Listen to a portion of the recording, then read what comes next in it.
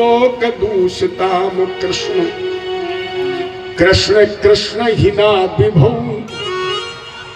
भगवान कृष्ण ने देखा तस्या विभु विशुद्ध मनुष्य सर्वतमुद्वासयन्। भगवान कृष्ण ने देखा यमुना जी में काली कुंड है जिसके अंदर काला नाग रहता है, जिसके जहर के प्रभाव से जल की जब वाष्प बनती थी ना, और ये सूर्य के ताप से जब आकाश में तो उड़ने वाले पक्षी भी मृत हो जाते थे, इतना जहर था। भगवान ने मन में संकल्प कर लिया कि कल हमें काली कुंड का जल शुद्ध करना है। बालों से बोले देखो भैया कितना बढ़िया मैदान है, कल गेंद लेकर के आना, यहाँ गेंद खेली जाएगी। रात विश्राम किया। दूसरे दिन जब गौचारण करने गए तो कन्हैया ने बलराम भैया को साथ में नहीं लिया। क्यों नहीं लिया? भगवान कृष्ण ने सोचा बलराम जी शेषा अवतार है, सर्प का अवतार है, और आज हमारा दमन चक्र किस पर चलेगा? सर्प पर। तो कहीं ऐसा ना हो बलराम भैया को अपनी बिरादरी के प्रति ये बोले देखो आज तुम घर में रहो, अकेले गंगे चलाने जाएंगे। राजा परीक्षित ने कहा महाराज कथ मंत्र जलेगा धेनु ग्रहान भगवान हिंद। महाराज बोले साव बाहुगावासम यथा आसीद विप्र कथताम। महाराज ये काला नाग जल में क्यों रहता है? क्योंकि काला नाग तो इसके अंदर रहता, पानी में तो रहता नहीं। ये क्यों रह रहा है? भगवान ने इसका उद्धार क्यों किया? सुखदेव जी ने कहा कालिन्याम कालिस्यासी दग्र कश्चिद विषागिनाम श्रवण माण पयायस्मन पत्यंतु परगा खगा। इस विषैले नाग के प्रभाव से यहाँ की स्थिति बिल्कुल निर्जीव जैसी थी। श्रीदामा गेंद लाया, भगवान दो पालियों में ग्वालों के साथ बट गए। अच्छा जो छोटा होता है उसे खेलने का मौका कम मिलता है। जितने बड़े खिलाड़ी होंगे छोटे वाले से कहें तुम मेरे पीछे खड़े हो, और पीछे वाले काम क्या है? गेंद दूर गिरे तुम उठा उठा के लाओ। और यही भगवान को दे दिया गया, गेंद दूर गिरे और बेचारे जाए लाए और खेलने को ना मिले। कन्हैया बोले हमें नहीं मिलेगी तो हम खेलने तुम्हें भी नहीं देंगे। इधर से ग्वाले ने गेंद में हाथ मारा, गेंद कन्हैया के पास पहुंची। गजब की फुर्ती थी भगवान की, बिजली की तरह पलक झपकते भगवान ने हल्का तिरछा हाथ मार दिया, गेंद काली कुंड में। किसी ने देखा ही नहीं, इतनी फुर्ती से भगवान ने हाथ। अब गेंद जब नहीं मिली तो किसी ने कहा गेंद किसने फेंका है? किसी ने कहा हमने नहीं देखा। किसी ने कहा गेंद किसने फेंका है? किसी ने कहा गेंद नहीं फेंका है। किसी ने कहा गेंद किसने फेंका है? किसी ने कहा गेंद नहीं फेंका है। किसी ने कहा गेंद किसने फेंका है? किसी ने कहा हमने नहीं देखा है। किसी ने कहा गेंद किसने फेंका है? किसी ने कहा नहीं देखा है।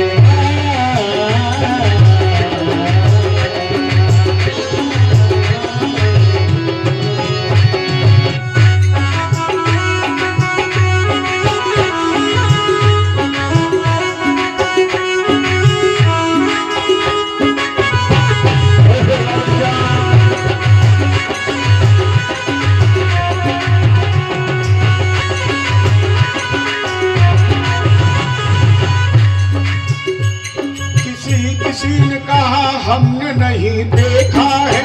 किसी ने कहा गेंद किसने फेंका है। किसी ने कहा कामना भले का है। किसी ने कहा कामना भले का है। किसी ने कहा कृष्ण गेंद फेंका है। किसी ने कहा कृष्ण गेंद फेंका है। किसी ने कहा गेंद किसने फेंका है। किसी ने कहा हमने नहीं देखा है। किसी ने कहा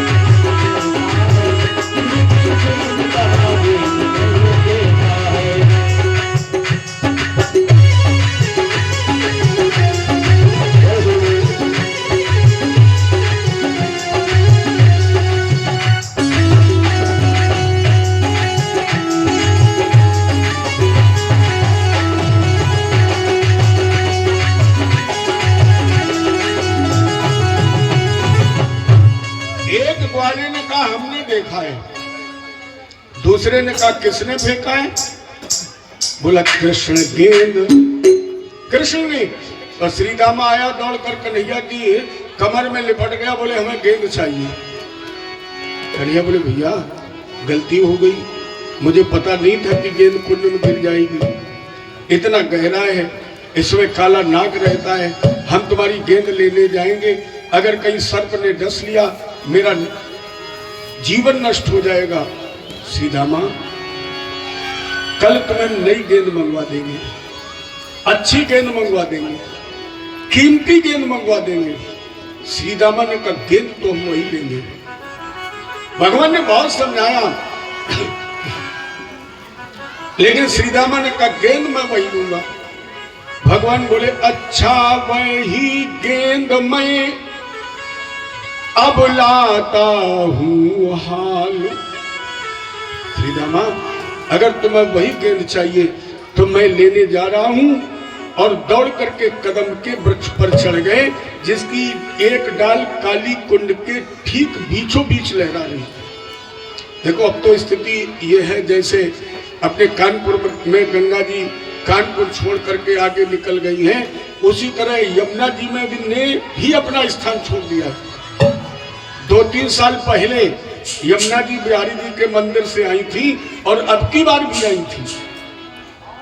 ये कभी कभी इनका मन होता है तो सावन भादों में बिहारी जी के पास तक आ जाती है। और अगर आपने देखा होगा तो आज भी कदम का वृक्ष यमुना जी के किनारे बड़ा जीर्ण शीर्ण स्थिति में खड़ा हुआ है। ये वही वृक्ष है जिस पर भगवान कृष्ण ने चीर भी चुराया है और इसी कदम के वृक्ष से काली कुंड को पवित्र किया। इसी वृक्ष पर भगवान चढ़ गए और बोले श्री दामा अच्छा वही गेंद में अब लाता हूं हाल। और यह कहकर उस कुंड में कूदे ब्रज गोपाल।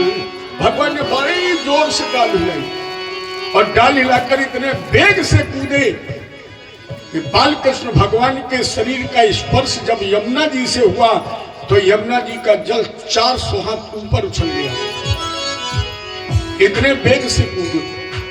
और जैसे भगवान कूद गए श्रीदामा दौड़ पड़ा कन्हैया मैं तो तुम्हें चिढ़ा रहा था, मैं व्यंग कर रहा था, मैं मजाक कर रहा था, मुझे नई पुरानी वो कोई गेंद नहीं चाहिए, तुम लौटाओ वापस आ जाओ। कृष्ण ऐसी तो हजारों गेंदें तुम्हारे ऊपर निछावर और अगर तुम ना आए तो मैं भी कूद जाऊंगा।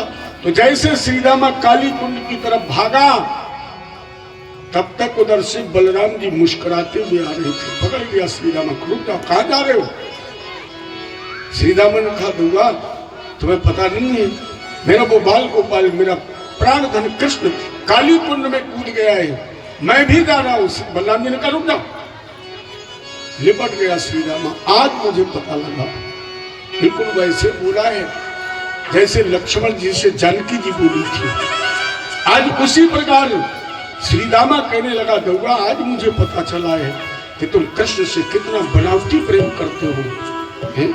मैं तो समझता था कि जब तुम्हें पता लगेगा कि कृष्ण काली कुंड में कूद गया तो तुम भी कूद करके कृष्ण की सुरक्षा और संरक्षा में जाओगे। मैं जाना चाहता हूं तुम मुझे रोक रहे हो। श्रीदामा बोला बलदाऊ और सचमुच निर्दयी बड़े हो तुम, बहुत निर्दयी हो बलराम, खुद नहीं कूदते और हमें यूं रोके हुए खड़े हो तुम। एक तो कृष्ण के वियोग में तुम स्वयं नहीं कूद रहे हो और हमें भी नहीं कूदने दे रहे हो। बलराम भैया ने कहा रुक जाओ आ जाएगा कृष्ण।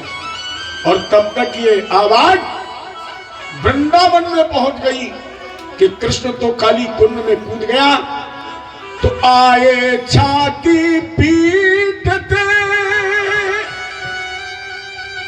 बूढ़े बाबा नंद, अरे कहाँ है ब्रज बल्लभ ब्रज चंद्र। बाबा नंद छाती ठोकते हुए आ रहे मेरे नेत्रों का तारा वो कृष्ण कहाँ है? धुआ जब नहीं नयन का तारा है तो कैसे नयन जिएंगे यह।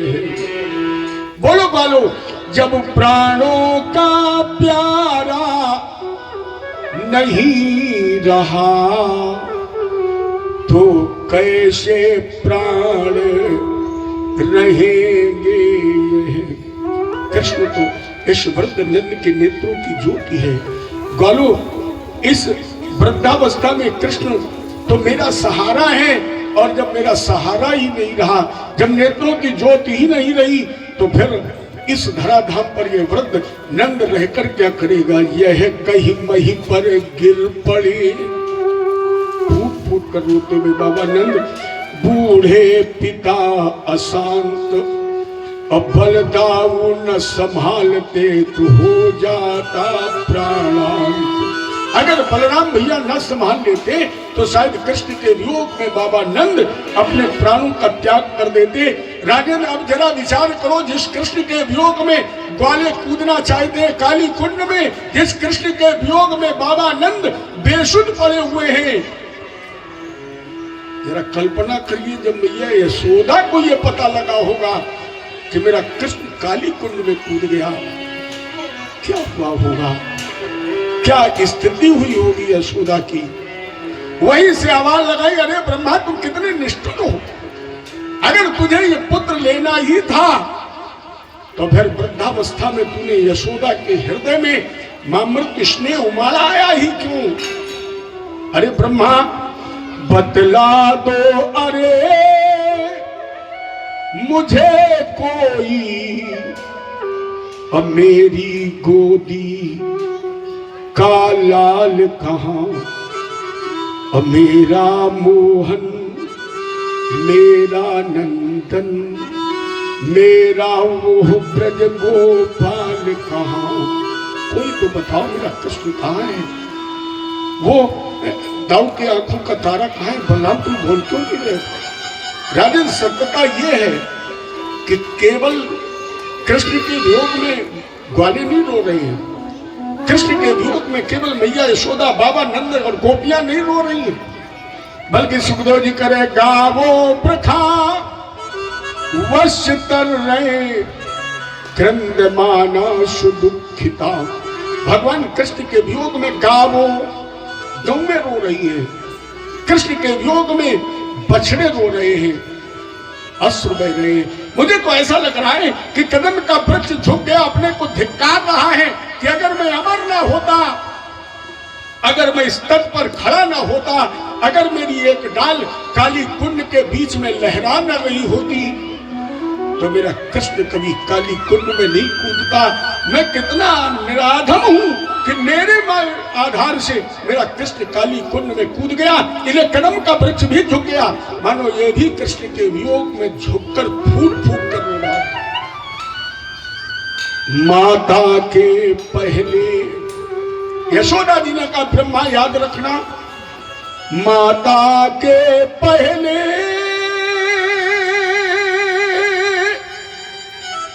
लाल मरे ये नियम न मैं चलने दूंगी, और बूढ़ों के पहले बच्चों की किस तरह चिता जलने दूंगी।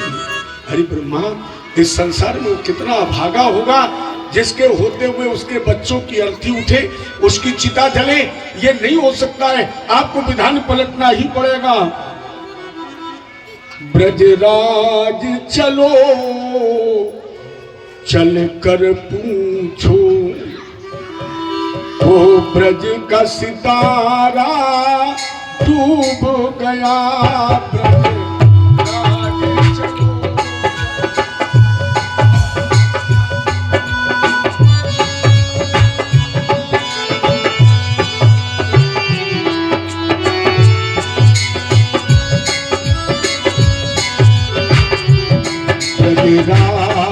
चलो चल कर पूछो,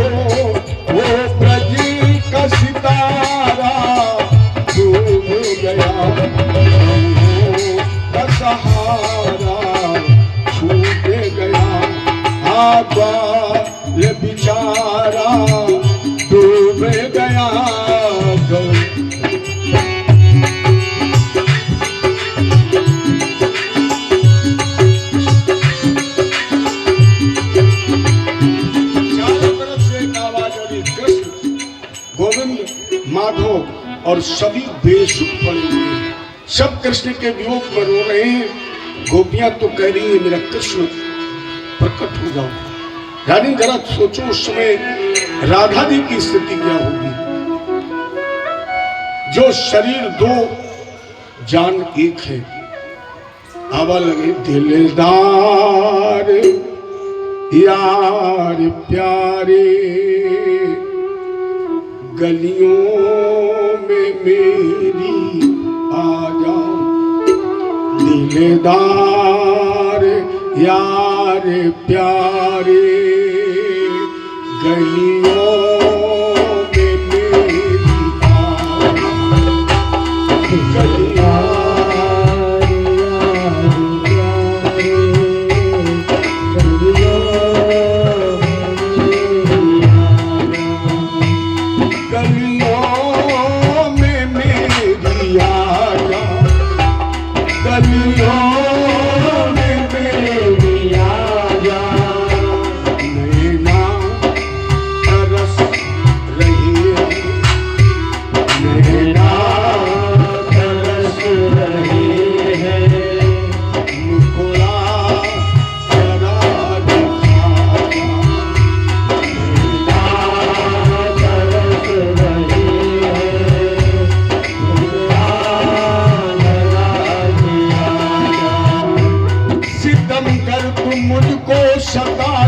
चला जाओ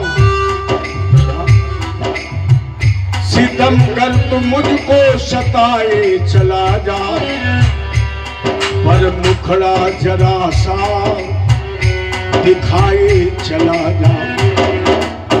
नहीं पास आने को कहती हूँ तुझसे। नहीं पास आने को कहती है तुझसे। पर अपना जरा सा बनाए चलाया। दिलदार यार प्यारे तक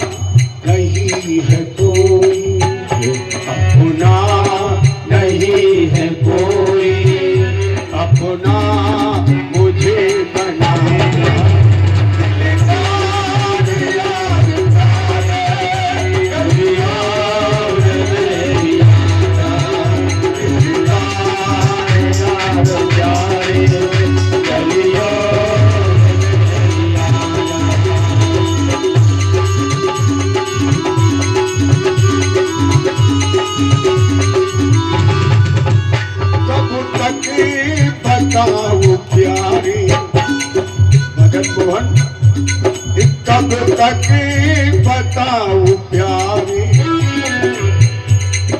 मन को रहूं मैं मारे, किसके जियो सहारे, किसके जियो सहारे, इतना मुझे बता दे।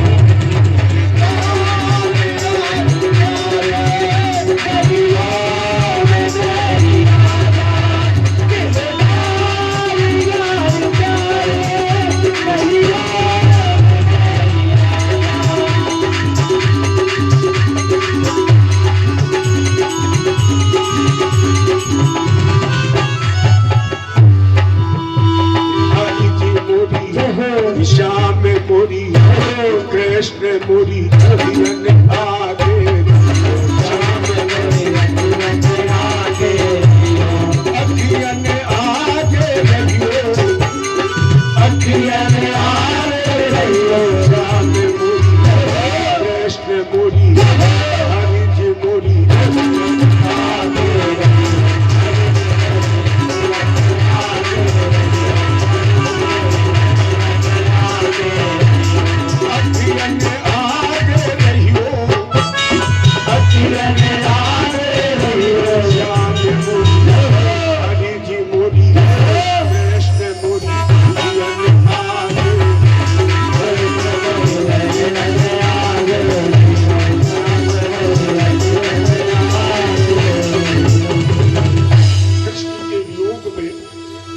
केवल गौवे नहीं, बछड़े नहीं, ग्वाले नहीं, यशोदा राधा नहीं, बल्कि प्रकृति का एक एक कण, भारत की धूल का एक एक कण कृष्ण के वियोग की कल्पना में बिलख रहा था, रो रहा था। कृष्ण एक बार तो कुंज गलियों में आइए, सब बेसुध पड़े हैं, ऐसे जैसे राम के वनवासी बनने पर अयोध्या का हर व्यक्ति, यहाँ तक पशु पक्षी भी बेसुध थे राम जी के वियोग में, उसी तरह आज सभी बेसुध पड़े हुए हैं। और इधर मेरे कृष्ण जिस तरह सबको रोता बिलखता छोड़कर राम जी चले गए, उसी तरह कृष्ण भी चले गए थे।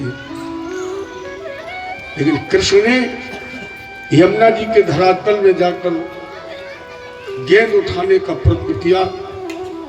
नागपत्नियों ने कहा श्याम लौट जाइए, समय अच्छा है, मेरा पति सो रहा है, अगर जल में हलचल हुई, कहीं मेरा पति जाग गया, आपको डस लेगा, आपका अनिष्ट हो जाएगा, इसलिए लौट जाइए। भगवान बोले जगा दो अपने पति को, क्योंकि मुझे तो पता है बड़ा विषैला है, मुझे ये भी पता है कि अगर मुझे डस लेगा तो मेरा अनिष्ट हो जाएगा, लेकिन कार्य बहुत आवश्यक ही है, ले बगैर मिले जा भी तो नहीं सकता। लेकिन नाग पत्नियां तो भगवान की रूप लावणता पर इतनी मंत्र मुग्ध हैं, करी लाला लौट जाओ, अगर तुम्हारा अनिष्ट हो गया तो कैसे जिएगी वृद्ध यशोदा, बाबा नंद कैसे रहेंगे तुम्हारे वियोग में, गौवे ग्वाले बछड़े, लौट जाओ।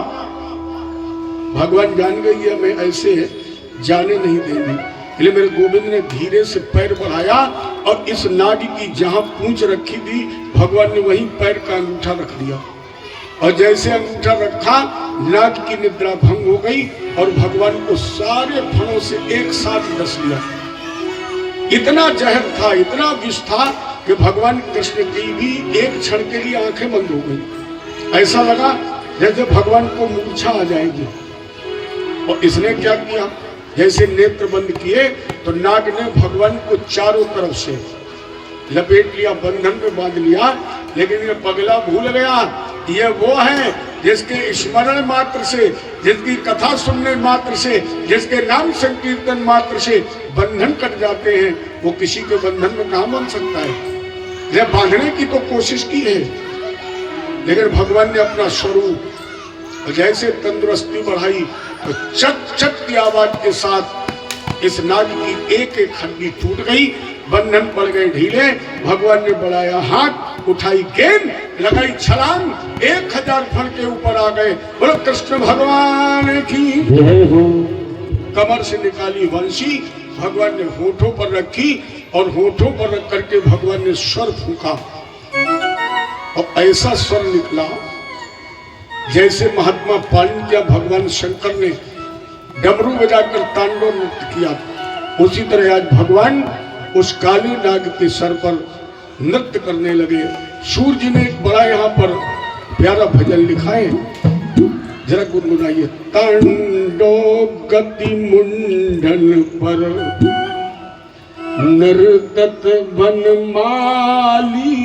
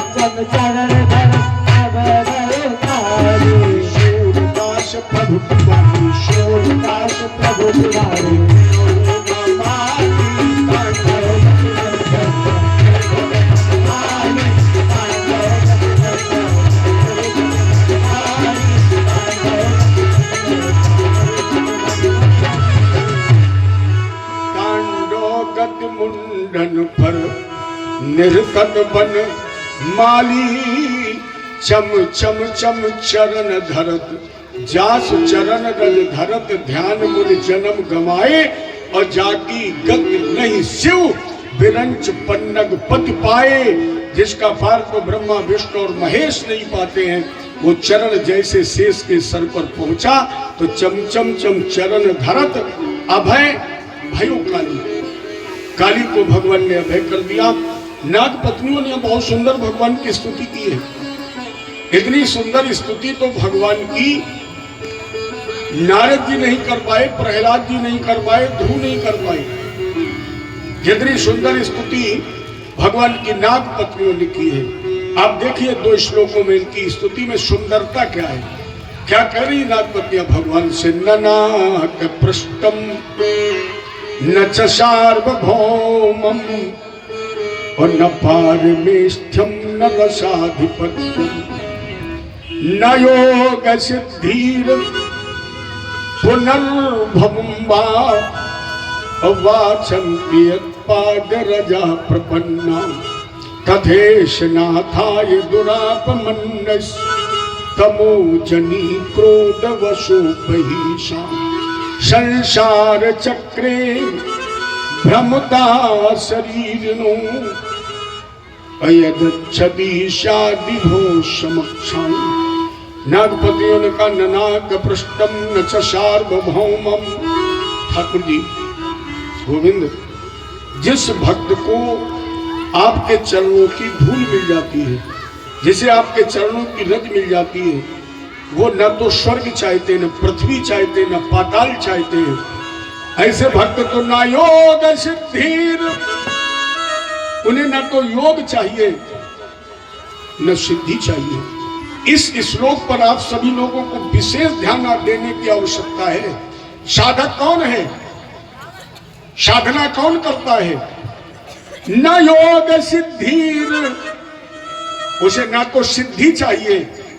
साधक वो है जिसे ना तो योग चाहिए, सिद्धि और योग की बात छोड़िए, सार्वभौम, वो भगवान की चरण रज के लिए सार्वभौम सम्राट बनना तो भी नहीं चाहता है। और इतना नहीं, जो भगवान की साधना करता है वो ब्रह्म पद भी ठुकरा देता है। मोक्ष की बात छोड़िए, ऐसा साधक को ब्रह्म पद भी ठुकरा देता है। लेकिन संसार चक्री भ्रमता शरीर, संसार चक्र में भ्रमण कर रहा है ये जीव। जब प्रभु आपको प्राप्त करना चाहता है तो आप उसे देते हैं लक्ष्मी। फिर एक बार ध्यान दीजिए, परमात्मा को जब आप प्रेम करने की कोशिश करेंगे तो परमात्मा आपको देगा धन, और अगर आप उस धन में भ्रमित हो गए, यही मेरे ठाकुर जी की विशिष्ट क्रिया है। कबीर भगवान ने भी मैया देवहूति से यही कहा है कि साधक को कभी सिद्धियों में नहीं फंसना चाहिए, और अगर साधक सिद्धियों में फंस गया तो ये सुख तो प्राप्त कर सकता है, बहुत धन बहुत लक्ष्मी प्राप्त कर सकता है, लेकिन उसका जो पथ है, वो जो प्राप्त करने के लिए आया है, उसे जो मिलना चाहिए वो उससे पथ भ्रष्ट हो जाता है और उसे वो श्रेष्ठ गति नहीं मिल पाती है जो मिलनी चाहिए। लेकिन मेरे पति को वही चरण दर्शन, वही चरण धूली, वही दिव्य दर्शन, क्रोध से ही सही, बैर से ही सही, दुश्मनी से ही सही प्राप्त हो गया है। और जब आपके चरणों की रज मुझे प्राप्त हो गई तो फिर मैं ये क्यों कहूं कि मेरे पति का कल्याण कर दो, क्योंकि आग में हाथ डालने के बाद ये कहना कि हे अग्निदेव तुम मुझे जला दो, ये अज्ञानता ही तो है, ये मूर्खता ही है। जो आग में हाथ डालने के बाद कहोगे जला दो, आग तो जला ही देगा, तुम कहोगे नहीं तो भी। उसी प्रकार आपके दर्शन मात्र से मेरा कल्याण हो गया, तो मैं ये क्यों कहूं मेरा कल्याण कर दो।